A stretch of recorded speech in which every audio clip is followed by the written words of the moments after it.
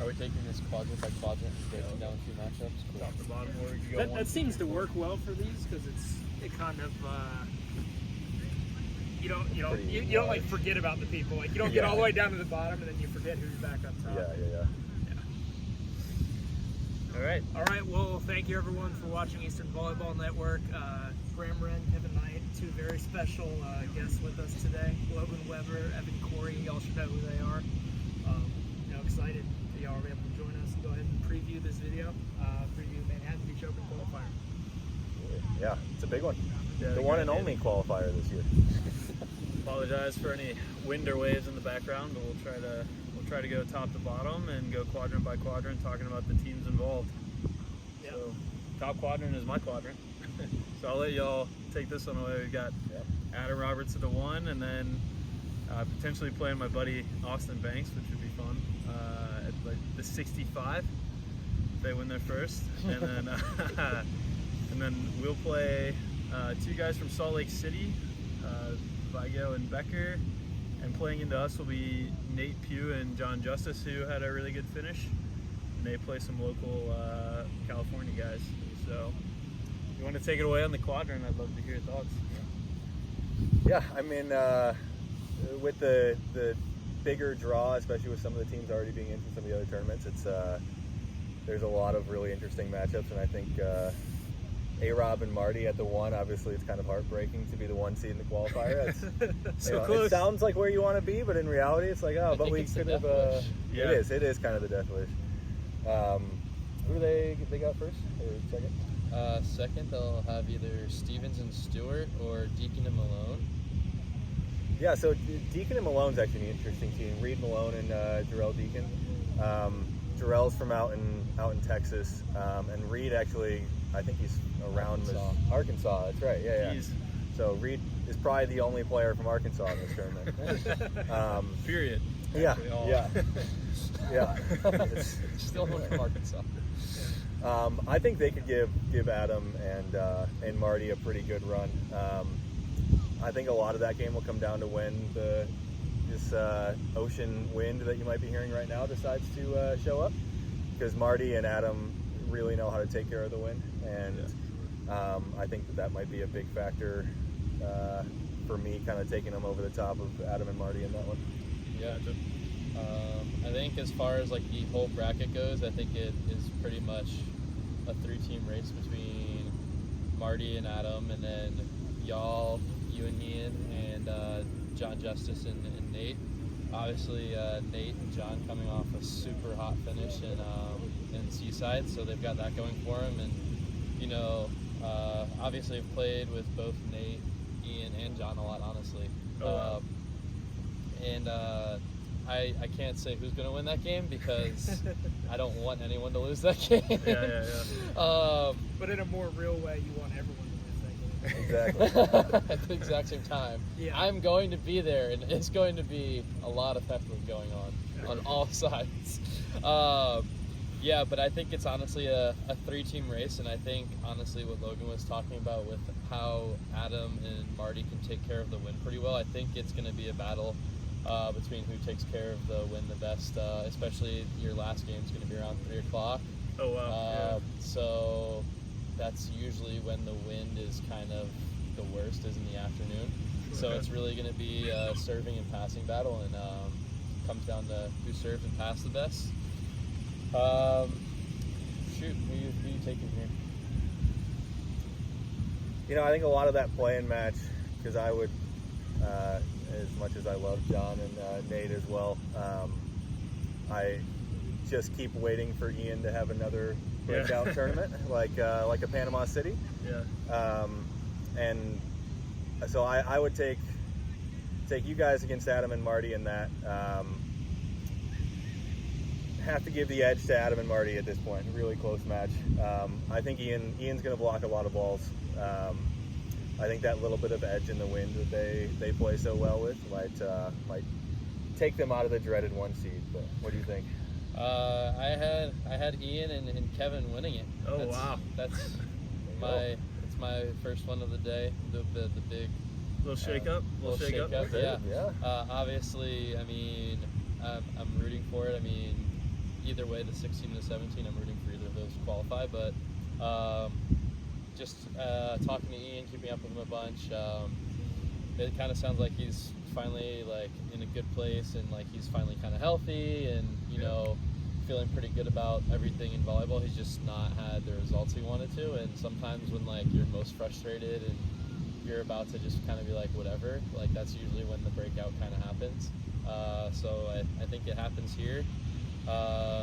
You know, you were talking earlier about your strategy going into it and how you're gonna be pretty aggressive with the serve, and I think that's a team that if you can get them in trouble serving wise, then they're not very good. Like if you get them out of system, even Marty, you know, as an offensive player, if Marty's not in system, he's not super effective. So I think if y'all take care of the serving side of things, yet y'all win that bracket. Much love on that. Bracket quadrant number 2, we have Schwengel Berkey at the 9. I think they said they might play against some UCLA guys at like the 73. Yeah, Knight and Sloan are 2 UCLA guys. Yeah, so that would be interesting. I'd imagine the indoor in them will probably be their downfall, but I imagine Schwengel Berkey take care of that. But they play into guys that I've never heard of, Schiffer and Wells, and then Love Kaufman. I think, I mean, looking at like this as a whole right now, I think this is going to be a really, really good bracket. Yeah, I would agree with that. I would say overall level of this bracket is tougher than any other. I think I guess like if we're counting the pigtail game as round 1, the third round match is going to be pretty tough, I think, for everybody. I got O'Neill and Burrow down there as well. Yeah. Phil Burrow.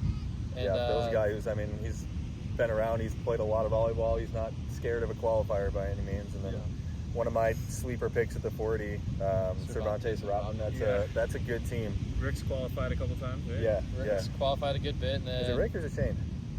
There's a Shane. Shane's Shane. also done they well. They both qualified Yeah. together, so I mean, they're qualified. But Rotman, I mean, is coming off a super hot season at Stanford where he literally led the nation in kills per set. Okay. So Solid. super live arm from that kid. And I played against them here in Hermosa in 2019. This is still when he was only a junior, and he's definitely not your typical indoor college player coming to play on the beach. He's played a lot of beach coming into it, and they upset Duncan Budinger and Daniel Dallenhazy, Kyle Friend. Duncan and Kyle Friend when they were still playing together in 2019 in the Hermosa qualifier as the 64 seed. And so I think down there as a 40 seed, they're going to do some more damage. And you got Mesko and Lozic as well. So there's and probably even 4 or 5 teams. That other second round as well, Lior and Brian Wells, like, I don't know if you guys know who either of those guys are, but San Diego guys. Yeah, San Diego guys, and he's a really good player, kind of like, I think a lot like Rotman, like you were talking about, like a absolute cannon of an arm. And I mean, I've seen him hit some balls in like the Hermosa sand, which is like, wow, that was insane. Yeah. So that's gonna be, I mean, that'll be a tough matchup. And then we had the Wells brothers. I don't know which one it is. I don't know how to decide between the two because I don't know them that well. But they took a set off of us. I was gonna say we played them in Wapaka, and they're super solid, super consistent players.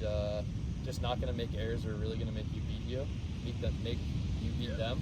And I think with the live arm of Lior, who's earning points, and the consistency of somebody, that's another good upset pick against, especially like a team like Berkey and Schwingel, who I mean have had a really up and down year. They're definitely lacking on the consistency end, and so I mean, who knows if one bad game from them and one good game from the San Diego guys, and you got an upset in the making. So then the real question is, are you going to be able to call this bracket, or I mean, are you going to just like, is it just a true coin toss between all the teams?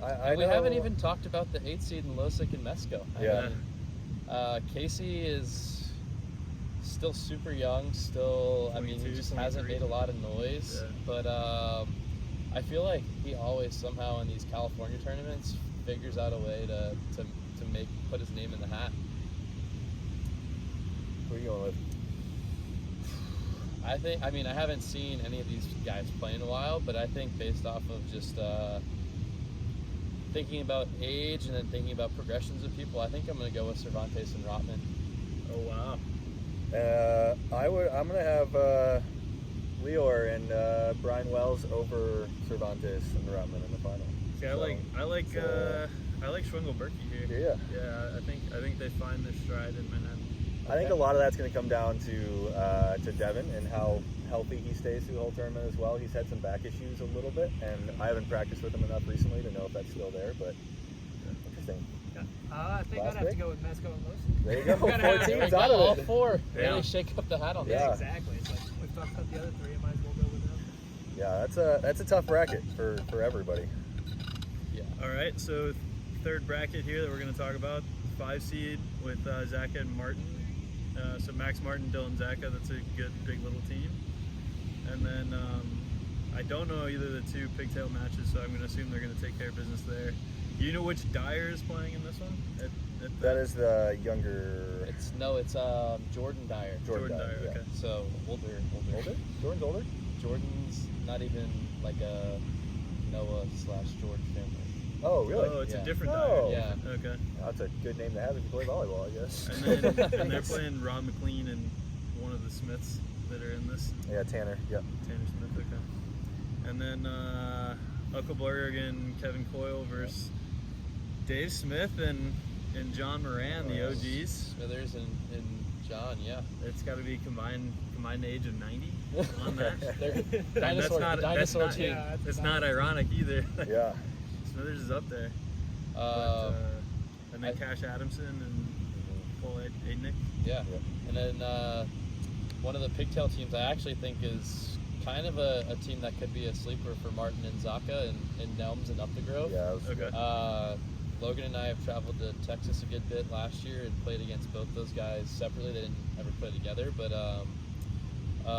Ross, or they call him Roscoe, Nelms, he's a pretty young kid, a little bit undersized for a defender, but gets up pretty well and has a freaking cannon of an arm. And then Dave Up the Grove is just like savvy, like the local open Very guy. scrappy, like plays wind okay. really Just- well. Yeah, He's good. just always Yeah. knows how to win games, and just really knows how to piss people off. Yeah, I think that'll be a tough game for Max and Dylan, especially if it's a little bit windier. Yeah. And Ross and Dave are definitely going to be bringing it on their serve.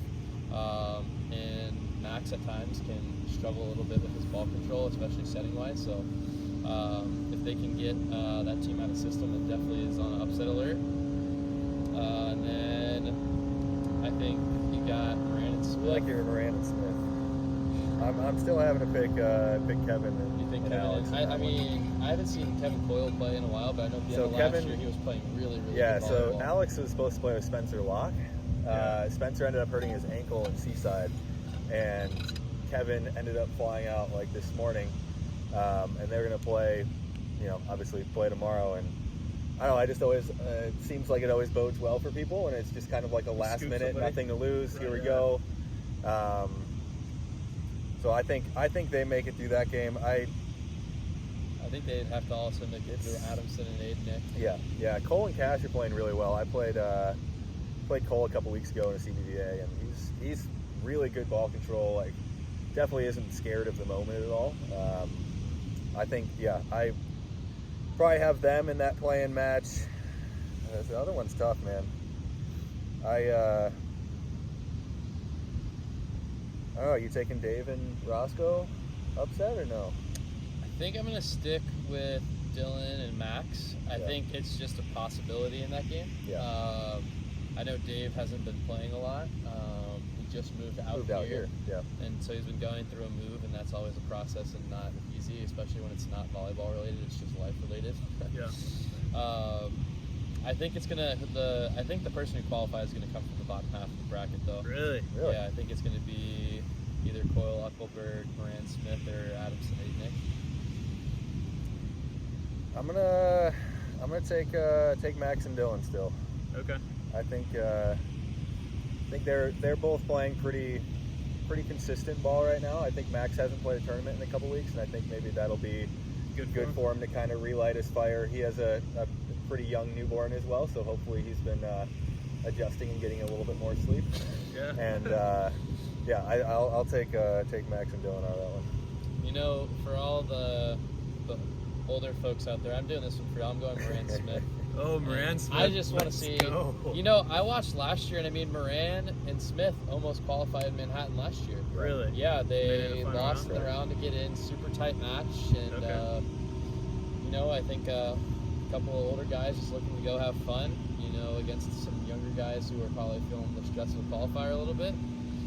They're just out here to have fun, and there's always usually a crowd heckling, and you know, the crowd's always a little bit older, and Yeah. they've been friends with these guys out here forever, and they get the crowd behind them. Last year it was a pretty rowdy environment for a qualifier, and I mean, I think they can possibly take it down.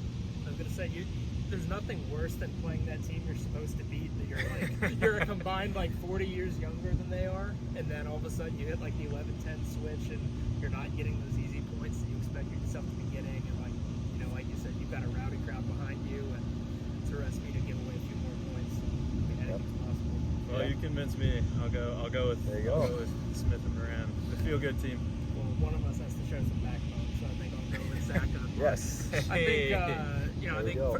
for what it's worth, we're talking a lot about, you know, will Zaka and Martin be able to handle, you know, serves in this wind, and at the same time, Dylan's got a pretty brutal jump serve to deal with in the wind as well. He doesn't. Yeah, Dylan's serve in the wind is really tough. Like he just doesn't hit it 100%, but he hits 70%, and He he's chops well. Dead on the Yeah. line. yeah. Yeah.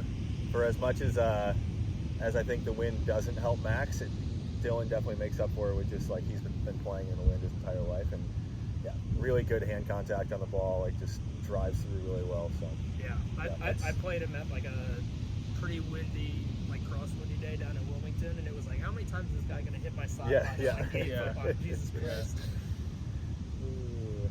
So next one is the 13 versus 4 matchup. So the quadrant with the 13 seed and the 4 seed in it. The 4 seed is Salila Tucker and Pete Knoll. So I really, really strongly like that team to come out of this bracket. The rest of the teams in the bracket, I'm not super duper familiar with. Kind of a small team from Michigan, I do believe. Dr. Vandermeer and Eric Pupek. A strong team at the 20 is Kurt Toppel and Dylan Merrick, both of whom have made a lot of AVPs. You also have Earl Schultz making an appearance out here, which Big you love Earl to see. coming back. Earl the I Pearl. love the fro. Tournaments are better when Earl's playing. And then Dew and Jeffrey are at the 13. So strong possible upset at the 13 versus the 52, Yeah. depending on how Earl looks. And Jack Lane and Jack Peterson, the Jacks out of Texas. Love to see those guys. Really good guys to play against, play with, party with, everything. Jack Lane used to be out in Wilmington, so we saw him a bunch. Okay, yeah. But he's just always a great time. And great mustache.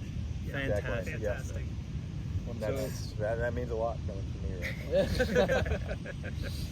So to me honestly, it's actually, I don't know Zephyr do that well at the 13, but I think it's between Think Toppel Zephyr's Merrick. a good wind player or no? Zephyr literally meaning wind. I think Kurt Toppel, Dylan Merrick versus Pete Knoll and Salila Tucker. I like Knoll and Tucker out of this. Yep. Yeah, I think it's probably one of the few brackets that's just going to be a consensus easy. Like, Which is That's- ironic because you have two of the best sleeper teams, but I also think you have probably the strongest team in the qualifier I would argue. Pete and Leela. So. I would argue Pete and Leela, in terms of skill, deserve that 1 or 2 seed Yeah. in the qualifier.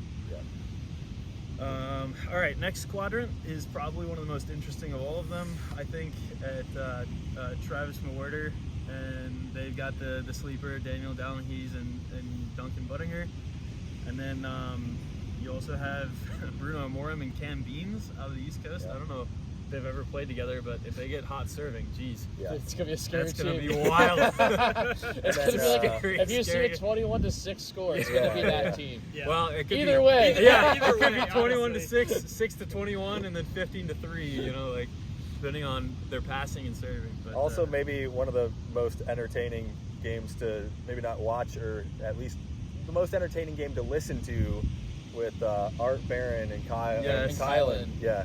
Yeah. If you don't know who Kylan is, be within 100 yards of his court, and you will hear him at some point tomorrow morning.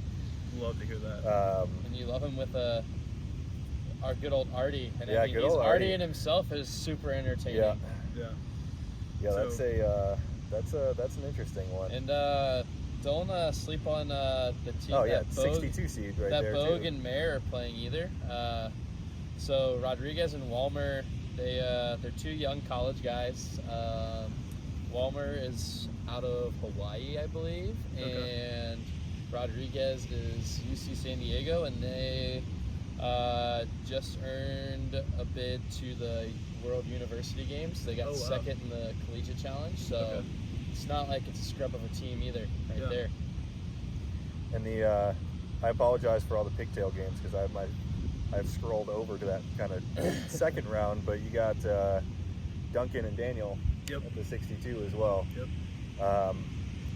Duncan and Daniel are 2 years ago a legit top 15 team in the country, probably. I think both kind of took COVID off to recover from some injuries. Daniel finished school. He's a dentist, I believe, out in Las Vegas now. That'll be a tough matchup for JM and Travis. I think JM and Travis take it just because I think they're a lot more refined right now and definitely have been training a lot more. I would have to. I think Bruno and Cam probably are the other team coming from that bottom side of that. You think so? Yeah. Be in the game to get in. And you mentioned best mustache earlier, and I have to mention best hair in the entire qualifier. Yeah, not even close. And Bryce Mayer. Yeah. So Blonde shout mullet, out, right? Blonde shout mullet, out curl. to the mullet 3.0 that Bryce has developed. The bleach blonde dyed mullet. Yeah, it's a sight. It's a sight. I'm a big fan of it. You get that hair with Jack Lane's mustache, and oh man, jeez, I wish those two were playing against each other. Sight to see. I gotta take JM and Travis out of this one. I think Deep Sand plays to both those guys' game, or at least Travis's. Yeah. JM likes to play in tennis shoes usually, but definitely plays. I mean, JM's been out here a long time. He's gotten used to it. And I think by the point that they get to playing one of these teams from the bottom, I think it's going to be pretty gusty, and that definitely plays well to both of them. Yeah, I was going to say, I don't think any of those teams in the bottom half of the bracket are overwhelmingly going to take that bottom half, and I think, I mean, obviously you've got the sleeper in Duncan and Daniel, but I think Travis and JM take care of business there, and I think they'll qualify pretty easily after that. Okay. Yeah. I will say Heath Hughes and Ryan Smith, forgot about them at the 35, but I didn't even recognize JM and Travis will not have an easy route as a 3 seed. Ryan Smith's this big kid, I believe from Colorado. We played him and Nate Yang in Denver, and they gave us all we could handle in the first set. I've never really seen Heath play a lot, but I know I believe he's a pretty phenomenal indoor player. I think he just transferred to BYU. That's right. Yeah, he was at Grand Canyon, transferred to BYU. Another one of those All-American setter. Yeah, U19, U21 teams that just kind of playing their first couple qualifiers. So that's a tough team as well. But yeah, still take JM and Travis out of that one. I'll trust you on that. Yeah, I have a hard time going against them, especially because I feel like of all people to not get caught sleeping in the first round, Travis is the guy. It won't be the Travis. dude comes out the gate, point one, going 125%. We do the prediction videos for these, but Travis does a prediction video for every tournament in the world. So I think he knows that if there's a sleeper, he's going to be aware of it. Yeah. All right. So we have the other Sander in the next part of the bracket with Wazorek and Texas guys Lichtenstein and Garrett Denny. Yeah, both pretty solid athletes, right? Playing into the really young guys, Perez and Hoppy. Yeah. Hey, I'm the same age. Are you? Oh, really? Yeah, Hoppy is the same. I thought the same age. Oh, I thought Diego might be younger than Diego's younger, I think. Yeah. I think being called young is generally a good thing. Yeah. I think Brendan Sander is obviously Taylor's younger brother. We've been doing a lot of the same. Obviously, not the same caliber, I think, as well. At this point, he's been putting in a lot of work though in the sand. We've been doing a lot of practices, just like big group practices with Jose Loyola, and Brennan's figuring it out. And I think what's Hoppy's first name? Jordan. Yeah. Jordan and Diego, unfortunately, are that's a bad matchup for Dave Wazorik's an indoor guy as well, kind of coming out to the beach, and Jordan and Diego played the exact wrong game for Brendan and Dave to try to upset him in that one. Especially if there's a lot of wind or any decent wind, I'll take Jordan and Diego. I think kind of rolling through that top half. I think if we're talking about this bracket like a year or two from now, maybe it's a different story. But I think Brendan and Dave are both still pretty early on in their development as beach players, and I think they're going to struggle a little bit, especially with a team like Jordan and Diego who like to shoot the ball around. They do all kinds. They run a whole offense, shooting the ball to the pin, stuff like that. And Jordan's got a freaking monster jump serve, and I think that's going to cause them a lot of issues early on. So bottom half, you got Yurko and Diaz, the Florida boys, Miami guys. Yeah. And then you got the other Cervantes playing with Heath. And then at the very bottom, at the 70, you have what I've been told are the Russians from Washington that play pretty well. I've never actually got to watch them play. Aspidov. I haven't either, but Ian said to watch out. So I'm pulling strongly for Yurko Diaz. They're going to be guys that I probably train with a lot. I think that they'll do really, really well in the wind, and they're in the bottom half of the bracket. So their bracket starts at 12 p.m. as the wind picks up. And we all know they're going to be behind, so they'll probably start closer to 1:30. Yeah. And I think I like Yurko and Diaz to make it all the way through, but you guys can tell me if I'm wrong with Cervantes and Steve. I'll go out on a limb for Rick and Jonah and say that they win this bracket. Oh wow! The whole thing. Qualified to 27. Yep. They played in the CBBA down in where was that? Huntington, maybe a month or so ago. They played as well, and the big X factor is just gonna be Jonah's jump serve, because there's like if you saw James Shaw serve last year, where it was like just an absolute missile. And I mean, it was just like a different level of serve. Some of Jonah's balls that he were hitting were just like, that's a different level of jump serve than anybody else.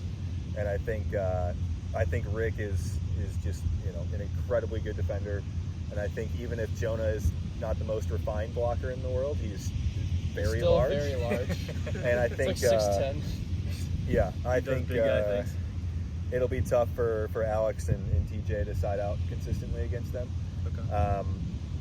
I do think if TJ can get his serve going and get them out of system a little bit, I just think that you're not going to get Rick that much out of system because he's such a good passer.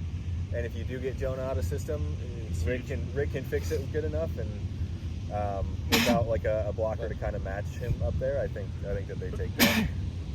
Kind of the same story when against Jordan and Diego, I would say in the final of that one.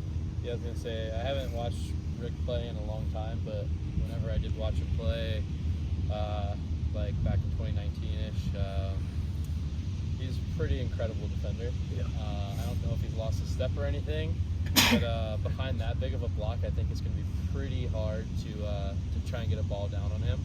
And he's small, but like that guy's offense is still really, really good. Yeah. I think the question will come down to how well Jonah can set him. Yeah. I don't know how good of a setter Jonah is on the beach. I know he's a setter indoor. Yeah. But I think his Different hands. skill, though. I was Different gonna skill say set. Very different his skill. hands. I don't think whenever I watched him play in 2019 definitely weren't translated to the beach by then. So it depends how those have developed. But if he's setting Rick pretty well, then I think that team makes it through. All right. So you taking him, or are you taking I think I'm gonna take Javi Perez, honestly. the 11? Okay. Because I think they've just been pretty consistent all year as far as taking pretty solid finishes, and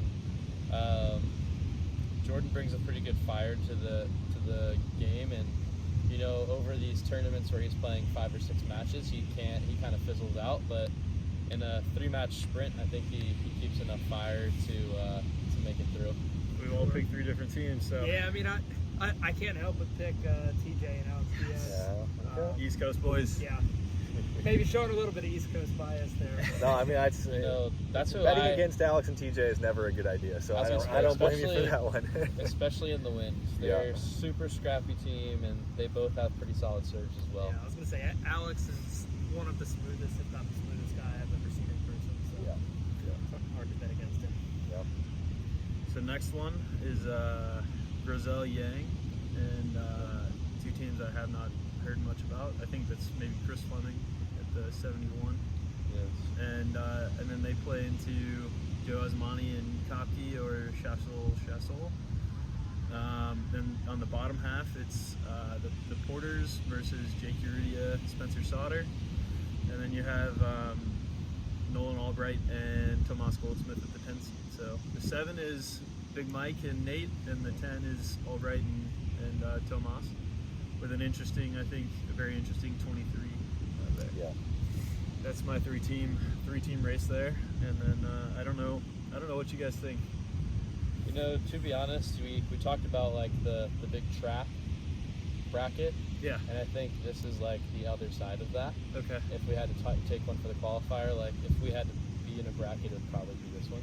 Okay. Like I would definitely like if I saw this bracket, I'd be thrilled Okay. compared to most of the other ones. I think. Yeah. I just think a lot of these teams haven't been performing up to their expectations this year. You know, I think there's a couple of guys on here that can be really good, but they just haven't really, like, it's like, I don't know what it is, whether they're partners or anything, but just haven't kind of matched up to where they're performing or where they should be this year. I think if they can handle the sand, I think Tomas and Nolan absolutely crush this bracket because their serves, and if it's windy, they're just going to destroy everybody. But you know, I think on the opposite end, like if they don't adjust well to the sand and they're not feeling it, not jumping well, because they're a team that jumps really well, both of them, and they're pretty physical. If they can't adjust to that, then I think they struggle heavily. But I think I'm going to go with them winning the bracket. I think, I mean, I watched you and Nolan play here last year, and he looked really solid. Yeah. I think tomorrow's going to be their day. They're going to have their little breakthrough moment for the year. I'm gonna have to go with Spencer and Jake over Nate and Mike in the final of this one. Oh wow. I think He takes Nolan and Tomas, and you're like, they're not even in the final round. well, I think it's just because, I mean, you know, if you go back 2 or 3 years, Spencer was On his playing way up. extremely well. He was borderline main jogger. Yeah, and I think that he's a solid and disciplined enough blocker that I think Nolan and Tomas are going to have a little bit of trouble siding out against him and Jake. And I think Jake plays to the wind extremely well, and I think by the time that they end up playing that match, I think Jake's going to be able to take really good advantage of that wind. And you know, Spencer, for a big guy, is a very good setter, a very good ball control player, and he does a good job of taking his space at the net. And I think that that'll kind of get him over that hump against Nolan and Tomas. What are your thoughts? I mean, I think I think you all highlighted all the key points already. Yeah. I think the question is, can Tomas and Nolan get their serve going to win, or do we put our faith in the kind of tried and true Cali boys who play it every day? So You think? Do we all think the winner of that match takes it over Big Mike and Nate? I think so. I think so, yeah. I think, Big Mike had a pretty big moment last year in Atlanta, and I think that kind of threw his vision of who he was off a little bit, and I think he's kind of, I don't want to say taken off a little bit and kind of relaxed, but it seems like he's just not playing to the same level that he was last year, and he can't keep a partner, and I think that speaks a lot to like if you're compatible or not, you know what I mean? Like, a lot of times people will try and like work things out a lot, and it just seems like he kind of has been rotating through the people pretty quickly this year. Not really keeping that one person. I think that just means it's not the easiest to play with him. Yeah. Fair enough. Final quadrant here, the 15 and the 2. 15, we got Jake Fleming and Mark Bucknam. Mark, I think, recently put out or is putting out a documentary on beach volleyball, so Very good. Go watch it. huge props to Mark Yeah. on that. Because he did a really nice job from what I've heard. And then Joyner Burek at the 2, And then there's some interesting teams in between. There's a lot of interesting teams. Ben Vaught and Christian Honer at the 18. Yeah. Frank Field maybe, and Frank Field and Tal Shavit. Yeah. That's a great 47th seed. And then I'm not sure the guys in the middle, but is that Kyle Stevenson coming out? I think so, yeah. I believe and so. Alex Dale? Yeah. Yeah. Kyle Stevenson's never a fun person to play in California. Yeah. I mean, I think Mark and Joyner run the bottom of that pretty handedly. The top is super interesting because I think I got Michael Klinsman and Riley. I think they take that first match. Oh wow! Upset those guys. Yeah, I mean Riley. I've always been super impressed with Riley whenever I played him. He's a Texas guy, and I think if they get that match, especially without a lot of wind in the morning right there, I think that they could definitely take that one. Okay. And then I have them losing the next round to Christian and Ben. Just because I think the wind picks up. I think Ben and Christian move the ball around and are scrappy enough. And then I still have Mark and Brandon taking that one at the bottom. Yeah. It's hard to argue against the better at beach folks. Yeah. On homestand. It's not worse at beach. It's better at beach. Fair enough. Bias. Yeah. The employee bias. The bad gang. Yeah, I had to say that. He's getting paid for that statement. I think it's about time for a raise, right? Yeah, you would think so. They're not going to drop a set, actually. They're going to go 21 to 3 will be the closest match for the Bab gang. Yeah. I think that top half is going to be super, super interesting. Yeah. Like Logan was saying, I don't really even know who's going to win and pull that out. I think whoever does pull that out is going to have a pretty tough time with Mark and Brandon. Yeah. I'd have to say the favorite at this point is Mark and Brandon, but I feel like Chris and Mark are Jake. Wow. Yeah, Chris and Jake. Wow. Mark and Jake are a pretty streaky team. Yeah. And I think you just need, it's a qualifier. You just need one good day. Yep. And I feel like same with even with Field and Tall. Yeah, I was gonna say Frank's got a big serve. Frank's got a been big playing serve. super good volleyball this year too. I think that top half, it's going to be whoever's playing their best volleyball that day, is going to come out of that. But I think in the end, Mark and Brandon are just pretty consistent, and I think it's going to be pretty hard to take them down. Yep. Brandon kind of got back into some really good shape this year. He had some knee issues that he was dealing with, and kind of got back to Brandon of old that we saw in the NBL, and broke through, qualified a couple times already, and I think they do it again here. And in this wind, especially if it's windy, I think Mark is just going to beat people up with his plethora of serves. Yeah, I was going to say, It's how many years has Burek been making that at qualifiers with blocker here? Yeah. I think the biggest factor for me on this side is just that I do think they sort of have a walk to the game to get in, and if Mark only needs Brandon to be 100% for one match, I think Brandon can give him that and get through it. So that's my read on it. They'll go back and watch their How to Play in the Wind tutorials tonight. Yeah. They'll be good. Yeah, I was gonna say you missed a better at beach lifting program plug there. Nah, you're right. Yeah, I did miss that. All right, well, this has been a fun one out on Hermosa Beach, Manhattan Beach Open. You probably can't see us anymore, but we got a nice sunset video I on was it. going to say, I hope you got to see the sunset. Yeah. Pretty nice. Yeah. Awesome. I was gonna say this is this typical lighting that you use for your Instagram shoots? Or is this... 100%, yeah. Actually, if you want to scroll 4 times and click, I believe, I don't remember the name of it, but use that filter. It's the 4th one over. That's Yeah, you don't want to see him without that filter, trust me. Yeah. All right. Well, thanks for coming out and making this video with us. Provide your expertise. Really appreciate it. Real quick, do we want to just throw in a prediction for who we think's going to have their name on the pier? Oh.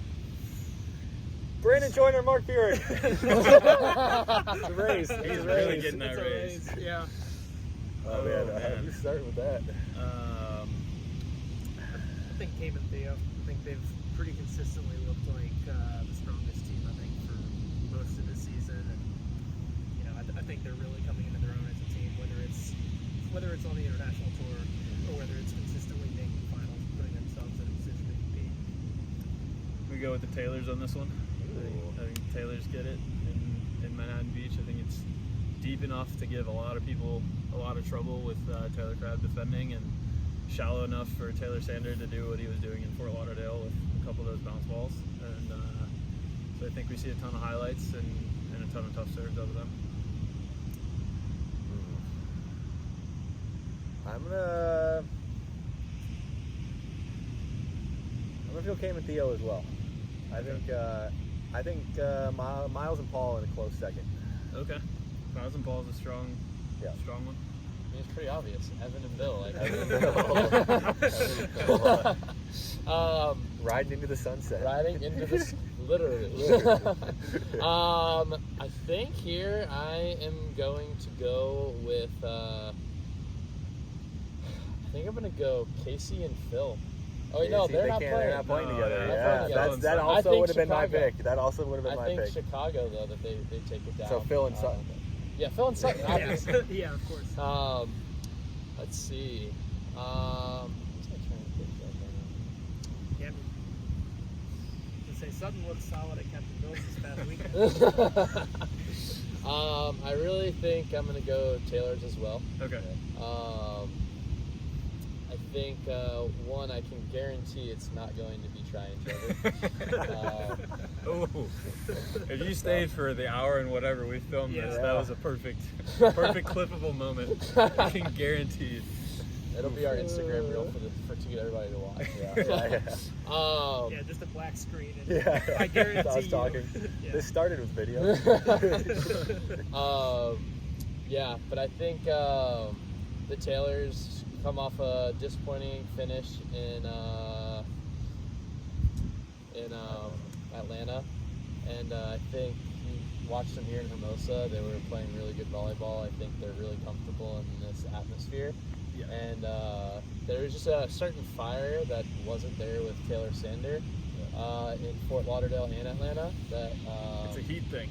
I think it was probably a Heat thing, and you could see it in Hermosa. Really, like he gets this swagger about him, and I think when he believes that he can do anything, that's when he's really dangerous, because that's when he's just ripping his serve, Because he can't do anything. Yeah. Oh yeah. Physically you can do. tagging lines, being super disciplined on his block, and I think the Heat may have gotten to him a little bit in both of those atmospheres. But here, where the biggest people rise to the occasion, and I think he's a guy that's kind of like that. You know what I mean? Yeah, He's multiple-time Olympian on the indoor team. Yep. Kind of been a leader there, and so I think he's kind of ready to have his moment on the beach, and he has the best defender in the country to help him get there. Yeah. It was they were a tempting pick for me, but with another sponsored players party on Saturday night, I wasn't sure if I could go with them. I think that's when they're at their strongest. You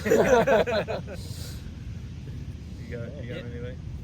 I got nothing else. Okay. So if you stuck with us for this whole video, thank you. We appreciate it. If you shut it off, then that's fine too. But And if you're in California this weekend, come to Shellbacks for on. Graham's bachelor party. Yeah. There you go. Congrats on that one. That was a great plug. Yeah, thank you. Appreciate it. All right. Well, And scene. Yeah, and scene. yes. All the day.